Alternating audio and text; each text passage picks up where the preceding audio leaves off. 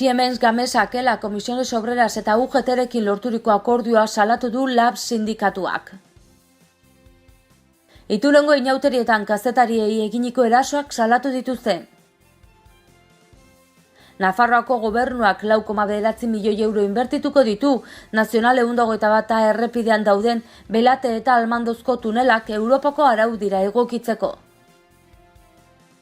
Gipuzkoako errepide sarean dauden ordainlekuen ondorioz, trafikoa eta batez ere ibilgailu astunen kopurua aunitza areagotu denaren beldur edo kezkati agertu da Baztan Bidasoa eskualdea. D ereduan izena ematera deia egin du haur eta lehen hezkuntzako ikastetxe publikoetako zuzendariak biltzen dituen Nize elkarteak. Salestarretako proiektuaren altuera jaisteari babesa eman diote bizilagunek. Sanferminetan edalontzi berrelabili bakarra egoteko lanean ari da udala. Ia 100 partaide Gaztediaren etxean eginen den Iruña Open 2018 Rubik kuboaren nazioarteko txapelketan. Siemens Gamesak Comisiones Obreras UGT eta ELArekin lortutako akordioa salatu du LAB sindikatuak. Sindikatu honek azaldu duenez, Siemens Gamesak otsailaren 8ean aurkeztuko du 425 langile kaleratzeko lan erregulazio espedientea. Siemens Gamesako lan gatazkan lanpostuen alde borroka egitari ustea leporatu die LAB sindikatuak UGT Comisiones Obreras eta ELAri. Ohar batean LABek baieztatu duenez, zuzendaritzak otsailaren 8ean aurkeztuko du Estatu Espainiarrean 425 langile kaleratzeko lan erregulazioko espedientea UGT Comisiones Obreras eta ELArekin lortutako akordioari esker.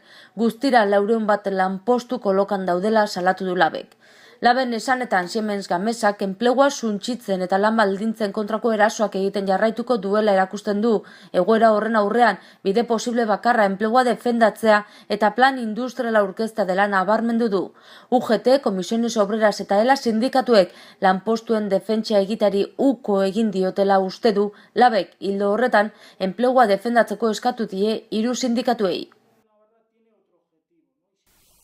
Eta Nafarroako kazetarien elkarteak eta elkargoak Iturengo inauterietan kazetariei eginiko erasoak salatu dituzte. Nafarroako kazetarien elkargoak eta Nafarroako kazetarien elkarteak Iturengo inauterian informazioaren profesionalei eginiko erasoak salatu dituzte. Atzo plazaraturiko agiri batean agintariei dei egin diete elkarteo kazetarien lan egiteko eskubidea babesteo.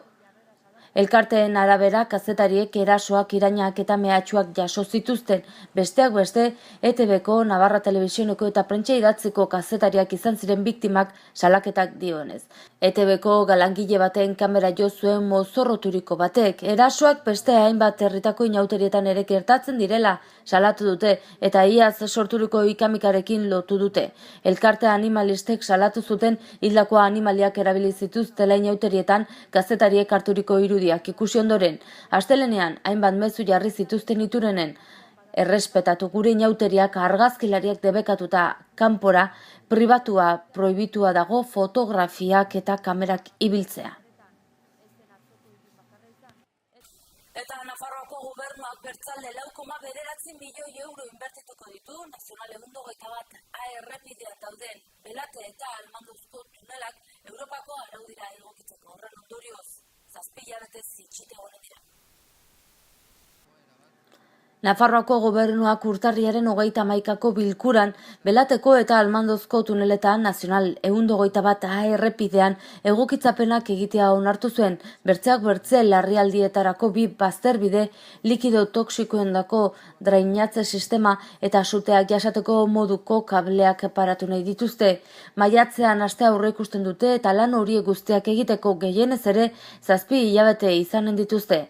Denbora tarte horretan distantzia luzeko ibilgailuak A-18 barna ibiltzeko gomendioa egin dute, edonola ere trafikoa Belate Zarretik bideratu izanen da. Hori posible egiteko errepide zarrean ere moldaketa lanak eginen dituzte. Proiektu luzeena Belateko tuneletako balizko bazterbidei dagokiena da. Bakoitza noranzko batean eraikiko da, arrisku egoeratan ibilgailuak geldiarazteko aterabidea eskainiz. Horrela bada, lehendik dauden lauei bi horiek gehituko zaizkie. Egokitzapen horren bidez, Europako araudiaren eskaerari erantzunen diote. Lan horien xedea segurtasun eta hornikuntza gabeziei aurre egitea da. Horrela bada, lan horiek eginda, araudia osorik betetzeko ebakuazio tunelak baino ez lirateke faltako. Eginen ditugun 3 proiekten lizitazioa batera egitea, N121 errepideko trafikoaren gaineko gaitzak gutxitzeko. Beharrezkoa oro bat, horietan ahalik eta denbora laburrenean trafikoa erabat etetea. Lan konplexuak direnez gero, obrek iraun bitartean erabiltzaileak desbideratu Belateko mendatetik egingo dira, ez? 3 proiektuak batera egiteko 7 hilabeteko epea ezarri da, hori delako 3ak aldi berean egiteko arrazoizko epea lanak maiatzean hasiko direla aurreikusita daukagu. N121 errepidean gaur egun ibilgailu astunen trafiko handia dago eta tunelen denboraldi baterako itxierak horretan eragin nabarmena noski izango du, ez? Belateko mendatea bestalde ibilbide bihurgunetsua da eta gainera errepidearen egungo zorua ez dago prestatuta trafiko zama handi hau jasatzeko. Horregatik proiektuak baita ere esartzen du NA 12-10 errepidean zenbait lan egingo direla tuneletako obrekin hasi aurretik. Horrela bermatuko baita aurreikusi den trafiko guztia pasatuko ahalko dela. Lan horiek dira batez ere zorua indartzea eta bide segurtasunako elementuak hobetzea baita. Nazional 121 errepidearekin lotuta, Gipuzkoako errepide sarean dauden ordainlekoen ondorioz trafikoa eta batez ere ibilgailu astunen kopurua desentea areagotuko denaren beldur edo kezkati agertu da Baztanbidasoa eskualdea. Honen inguruan solastera etorri da Xaloa Telebistara Baztango alkate Joseba Otondo eta Berako alkate Josu Irazoki. Nazionala 121 errepidea Iruña eta Beobi elkartzen dituena solasgai bihurtu da azken urteotan, baina bereziki azken bolada honetan badabertze konturik, besteak beste Etxegarate inguruan eta Gipuzkoako autobidean dauden ordainlekoen ondorioz, trafikoa eta batez ere ibilgailu astunen kopuraren areagotzeak kezkatzen du Baztanbidasoa eskualdea. Baztango alkate Joseba Otondo eta Berako alkate Josu Irazokik egoeraren analisia egin dute Xaloa Telebistan eskainitako mahai inguruan. Joseba Otongo Baztango alkateak azpimarratu du errepidea zabaldu ondotik nazioarteko kamioien kopurua aise areagotu dela. Josu Irazokik bertzalde gaur egun beratik pasatzen diren 11 ibilgailuek eragin dezaketen arriskuez ohartarazi du. Azkeneko berrikuntzak eta zabaltziak intzirenez geroztik, nazioarteko zama garraioaren iraganbidea, pasabidea handitu da. Horrek alare ez ginten ustekabean hartu, zeren errepidearen zabalpena iteko tendorian, ordurako intziren txostenetan eta heldu baitzen eta itzenatzen zuten nazioarteko zamen garraioa handituko zela. Beraz, etzen nolako ez ustekorik izan. Eskualdeko bi alkateen iritziz errepidea zabaltzea ez da soluzioa. Errepidean dauden puntu beltza konpontzea da momentu honetan Otondok eta Irazokik ikusten duten irtenbidea. Eta etorkizunera begira kamioiak errepidetik kenduko dituen garraiobide berri bat jartzea da ikusten dute irtenbide egokiena. Eta etorkizunera begira garraiobideak aztertu, nik uste errepideak handitzen joatia ez dela soluzioa. Bere egunean azkeneko moldaketak egin zenin Nazional 121 aipatzen zuten batzuk hau eginda bino instantian txiki geldituko da, autobia egin bertzen, bi karril norabide bakoitzen, hori niretzako gure eskualde izautzen duenak edo zeinek erranen du astokeri bat dela, alde batean Bidasoa ibaia, bertzean mendia, sekulako triskantza egin barko zen, eta azkenian ez du mugarik honek ez. Iruñetikan Beobira, 80 kilometro orduko jaten altzara denbora guzian, zer gehiago nahi dugu, 120 nahi dugu, edo, inbar dena da nik uste, puntu beltzoiek eta moldatzen joan, hor aski garbi direzein diren puntu beltzoiek, horietan inbertitu, eta etorkizunera begira, garraio biderik jasangarriena, gaur egun hainen hitz ez, erabilia den jasangarri hori, trena da jasangarriena. Ez HTA edo abiadura handiko trena.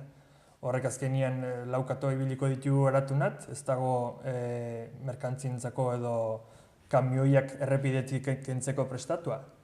Eta horretan dirua gastatu beharko zen, benetan errepidetikan kamioiak kenduko ditu irtenbide baten, ez? Gaiz zaila da pentsatzea gaur egun ze irtenbide izaten aldiren, baina etorkizunera begira, inbertitu behar dena nik uste den trenabidean. Trenabidean, tren batek zenbat kamioi, zenbat remolke eranbiten alditu, ez? 100, 1000.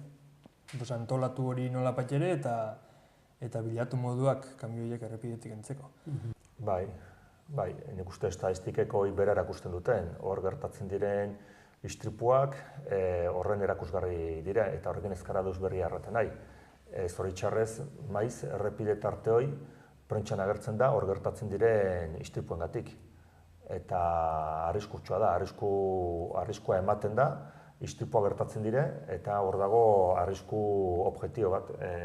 Josuk aipatu ditu hainbertze punto beltz, horiek dagoeneko ja definituak daude eta zehaztuak daude eta ongi aztertuak zerengatik, eta gero hortaik aparte, errepide horrek duen densitatearengatik, duen trafiko ezaugarriengatik eta azkenean pertsonak garrelakoz, eta gu sortzen ditugun arrisku egora horiengatik ere, errepide arriskutsua da. Eta zorionez, batzuk ez dugu egunero ibil behar izaten, lanera gateko, ikastera gateko, edo nik zerrak izertara gateko. Eta orduan ez dugu bizitzen gure eskualdean jende handitzek bizi duten. Hau da, egunero, goizian goiz, Iruña alderat abiatu, edo behar bada Irun alderat, eta gero atxalde apalean, lanetik Lerrina itzuli, horrek badakarren guziarekin. Goizean, erdi mokerra abiatu, asteko pisu guzia hor duzula, eta gero atxalde apalean itzuli nekiak jota. Eta hoi gola da, eta hoi... Albiste gehiago utzizkigu gaurko egunak, aurre matrikulazio kanpainan erabat sartua gauden honetan, ereduan izen ematera dei egin du haur eta lehen hezkuntzako ikastetxe publikotako zuzendariak biltzen dituen Nize elkarteak.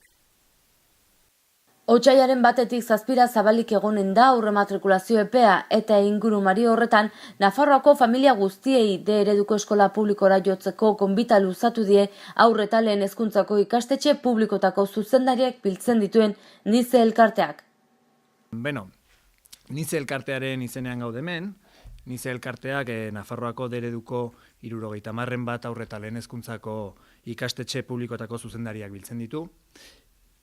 Aurtengo aurrematrikulazio kanpaina, bihar bertan hasten da, eta hori jakitera ematera gatozkizue. Otsailaren 1-tik 7 izanen da, izena emateko epea eta geure edozein ikastetxetan egin ahal izango duzue.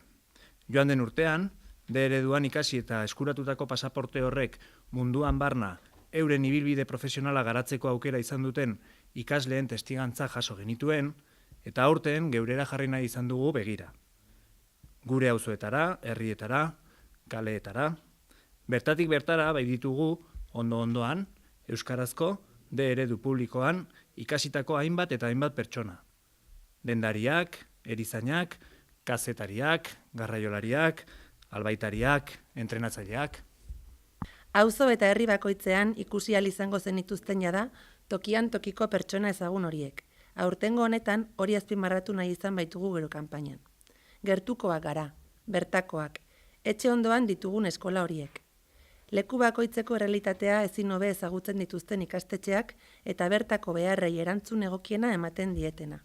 Gainera, munduan zehar ibiltzeko pasaportean ezinbestekoak diren zigiluak jartzen dituztenez gain, bertan, etxe ondoan, auzoan, herrian, pertsona bezala garatu eta etorkizun bat gauzatzen ere laguntzen dutenak. Eskola eredugarria gara. Alegina, konfidantza, emozioak, elkarbizitza, eleaniztasuna, kalitatea, irudimena, elkartasuna bermatzen dituena. Azken urteotan etengabeko hazkundean dagoen eskola eskaintza gara. Duela 3 urte, Nafarroako matrikularen 19% zegoen eredu publikoan. Duela 2 urte 20% inguruan, eta iaz, iaia 23% iritsi ginen. Euskaraz ikasteko aukera Nafarroa osora edatzeak eragina izan duela pentsa daiteke, baina azpimarratzekoa da iaz, soilik Iruñerrian, 10%ko igoera izan duela D eredu publikoak. Honek, gure eskaintza, kalitatezkoa dela argi uzten duela uste dugu. D eredu fidagarri eta eraginkorra da, eta gure ikaslea gutxienez 3 hizkuntzetan trebatzen dira. Nafarroako 2 ofizialetan eta atzerriko beste batean. Murgiltze ereduan, erreferenteak garelako. Gure hezkuntza ereduak ingurune hurbilean integrazioa eta gure kulturaren ezagutza bermatzen ditu. Honetatik abiatuz, ikasleak mundu globalizatuan moldatzeko gai dira eta gainera, gainontzeko kultura guztiak errespetatzen eta baloratzen badakite. Etengabeko koordinazioan dauden ikastetxe sare bat gara. Honek, ingurune bakoitzean dagoen ikastetxe bakoitzaren behar konkretuei erantzutea ahalbidetzeaz gain, elkartean dauden ikastetxen esperientzia arrakastatsuak guztion eskura izatea posible egiten du. Batetik, ikastetxen autonomia defendatzen dugu, testuinguru bakoitzean dauden behar konkretuei erantzun egokiena eman ahal izateko. Baina bestalde, sarean lan egiteari esker, ikastetxe ezberdinetan ematen diren aurrerakuntza metodologiko, pedagogiko, zein antolaketaz elikatzen gara, jardunaldiaren konfigurazioa kasu. Elkarrekin egindako lan honek gure eskaintza sendotzen du, eta ikastetxe bakoitzaren ekarpenak D ereduko hezkuntza publikoaren aukera arrakastatsua izatea ziurtatzen dute. Hau dela eta, Nafarroako familia guztiak gure eskola publikoetan D ereduan matrikula egin dezaten animatu nahi ditugu. Bukatzeko, D ereduarekin hasiko diren ikastetxeei gure elkartearen esperientzia eta laguntza eskaintzen diegu, edozein zalantza argitzeko edota gure proiektuaren berri izateko. Salestarretako proiektuaren altuerari jaitsiera ematea babestu dute bizilagunek. Proiektuan hasiera batean 17 solairuko eraikinak zeuden eta bizilagunek 14 jaitsi ditzaten eskatu dute. Iruñeko bigarren zabalguneko bizilagunek Salestarretako dorreak txikiagoak izatea nahi dute. Proiektuan 17 pisura arteko eraikinak zeuden eta 14 jaitsi ditzaten eskatu dute, eta hori da ere Nafarroako gobernua sostengatzen duen egitasmoa. Horrez gainera, hobekuntzak gehiago ere eskatu dituzte bizilagunek, hala nola, aparkaleku gehiago zibibox handitzea eta inguru urbanistikoa antolatzea. Salestarren proiektuaren bigarren enkantea egin behar dute oraindik eta beraz, horren aurretik egin beharko litzateke solairu kopurua adosteko ekina. Horretarako ordea, Iruñeko udalaren oniritzi ere beharrezkoa izanen da. 2 txosten tekniko egin ditu Iruñeko udalak Salestarren inguruan eta ustezko altuera jaitsiera ez nahikotzat jo du, baina orain dagoen asmoa baino hobea. Sanferminetan edalontzi berrera bili bakarra egoteko lanean ari da udala. Sanferminetan, tabernetan eta jaiguneetan edalontzi berrera bili bakarra egoteko lanean ari da Iruñako udala, Nafarroako hiriburua hiri berdea dela islatzen duen diseinua duela. Armando Cuenca hiri ekologia eta mugikortasun zinegotzi ordezkariak berriro erabiltzeko basoen erabilerari buruzko ikerketa bat aurkeztu du asteazken honetan. Jaigune eta establezimendu guztietan baso bera banatzearen alde egin du eta herritarrak hiria zaintzen inplikatu behar direla nabarmendu du bereziki Sanferminetan eta hiriko beste hainbat jaietan. 2017an zerbitzua doan eskaini zuten, bai banaketa, bai garbiketa, baita basoa ere eta ez zuen inolako kosturik izan establezimenduentzat.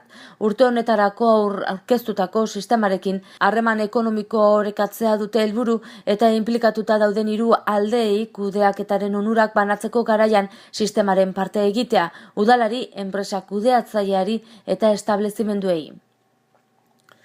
Taberna eta gune sozialek baso bakoitzeko 42 zentimo ordaintza da proposamena. Hala, basoarekin geratuko lirateke eta berriro erabilia izango lituzkete datozen urteetan. Litro erdiko ontziek 50 zentimoko balioa izanen lukete eta litrokoek 55. Udalak garbiketa, kudeaketa eta biltegiratze gastuen zati bat hartuko luke eta taberna bezeroak emandako euroarekin geratuko litzateke. Tabernak ahalik eta baso gehienak berreskuratzen saiatzea da helburua, zenbat eta baso gehiago mozkin handiagoa lortuko lukeelako. Ia egun partaide gazteriaren etxean eginen den Iruña Open 2018 da Rubik Kubaren nazioarteko txapelketan. Rubik kuboaren munduak eta haren aldaera ugariek berriz ere hitzordu bat dute Iruñan asteburu honetan, berotze jardunaldi batekin ostiralean afizionatu eta kuskuseroentzat. Otsailaren 2tik Laura Iruña Open 2018 egingo da Gaztediaren etxean nazioarteko hitzordu bat non elkarlanan aritu baitira Iruñeko udala kuboaren munduko elkartea eta Rubik kuboaren Espainiako elkartea. Komunitate garapeneko zinegotzi ordezkari Ester Kremaesek eta Nafarroako Unibertsitate Publikoko Ingeniaritza Elektriko eta Elektronikoko ikasle eta txapelketako antolatzaile Julen Simonek aurkeztu dituzte otsailaren 3 eta 4 egitekoa den txapelketaren ildo nagusiak, bai eta aurrez otsailaren 2 egingo den saioa ere, munduko buru hausgarririk salduena gertutik ezagutu nahi duen ororoi zuzendutako arratsaldea. Ostiralerako arratsaldeko 6etatik aurrera Iruñeko udalak hainbat jarduera aurreikusi ditu, 3 dimentsioetako aparatu mekaniko honekin lotuta, zeina diseinu artistikoaren eta matematiken artean kokatzen baita.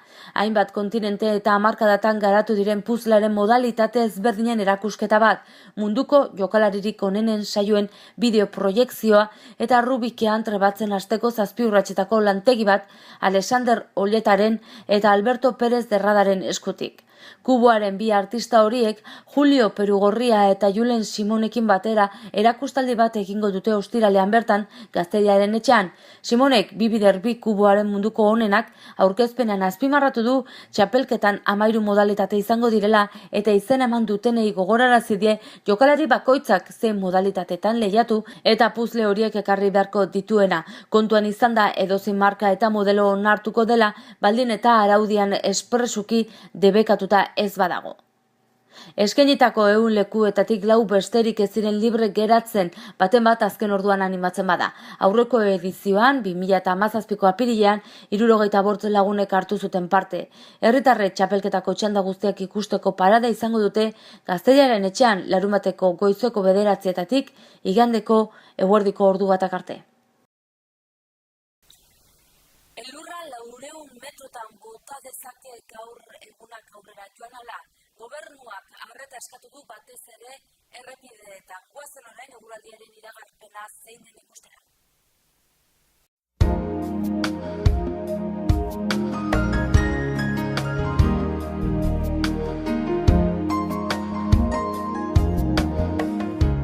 Iparraldeko fluxuak bultzatuta aire masa hotza eta hezea sartuko da goi latitudeetatik, eta honek prezipitazioa eta elurra maila baxuetara jaistea eragingo du.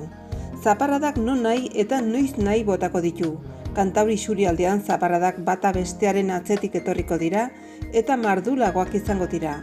Baliteke gainera trumoiak jo eta txingorra ere botatzea. Giroa hozten joango da eta elurra gero eta maila baxuagoan agertuko da. Arratsaldeko lehen ordutan, 500-600 metro artean zuritu dezake eta gauean 400-600 metrora jaitsiko da elurkota, baina ekaitz eremuetan beherago ere egin dezake.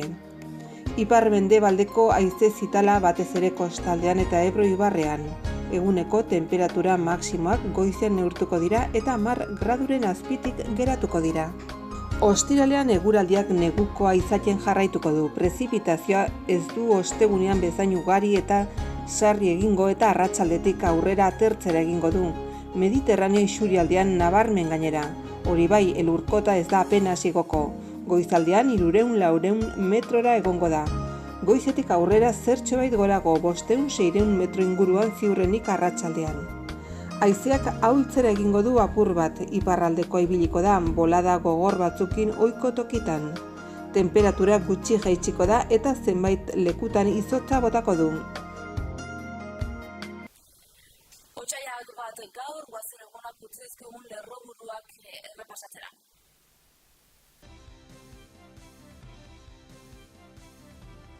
Siemens Gamesa la Comisiones Obreras eta UGT-rekin lorturiko akordioa salatu du LAB sindikatuak. Iturengo inauterietan kazetariei eginiko erasoak salatu dituzte. Nafarroako gobernuak 4,9 milioi euro inbertituko ditu Nazional 121 errepidean dauden Belate eta Almandozko tunelak Europako araudira egokitzeko.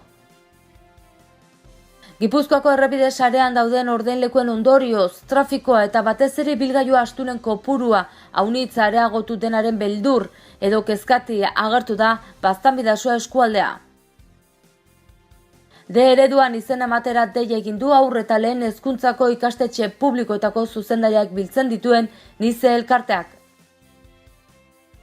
Salestarretako proiektuaren altuera jaisteari babesa eman diote bizilagunek. Sanferminetan edalontzi berrelabili bakarra egoteko lanean ari da udala. Ia 100 partaide Gaztediaren etxean eginen den Iruña Open 2018 Rubik kuboaren nazioarteko txapelketan. Eta hausia izan da dena gaurkoz, bertzerik ez, bi esker zuen ametagatik eta arratsaldean.